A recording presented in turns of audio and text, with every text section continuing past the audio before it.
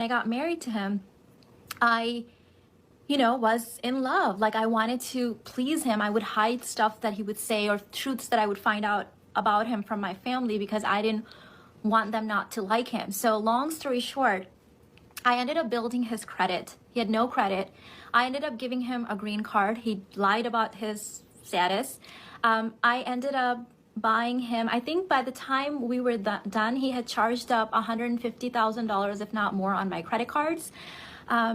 I bought him a condo. Well, we lived in my condo. I was paying for all the furniture in that condo was furnished by me. He used to only wear designer clothes. You guessed it. I bought all of that. When I got pregnant, he was very upset. He wanted me to get an abortion, and he made me sleep on the floor of the condo that I was paying for on the luxurious bedroom set that I had bought. And I was just so dumb that I didn't get it. Like, this is the time that I was, I had my real estate business, I was flipping properties, and then he would go around town telling everyone that those were his properties. The Lexus that I bought him, the $60,000 Lexus, he was driving other women, girls that worked at like Marshall Fields and like the Guest store, driving them around in the Lexus that I bought him.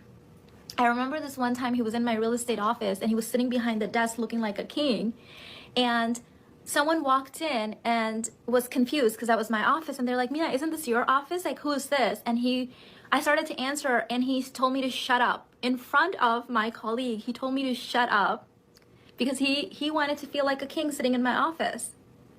And that's how I spent a portion of my 20s.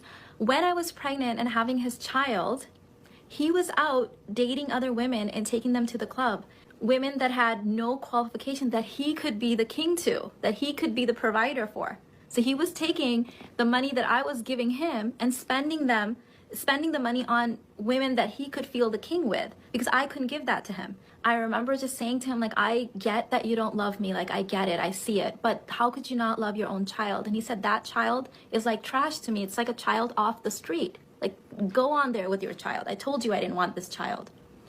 And later on, when we got divorced, I found out from some, joint friends or whatever, that he had gone back home to his country and married someone who didn't have a job, who wasn't very educated, who then he could give a green card to, who he could buy a Lexus for, who he could give money to, and who was going to let him be the king.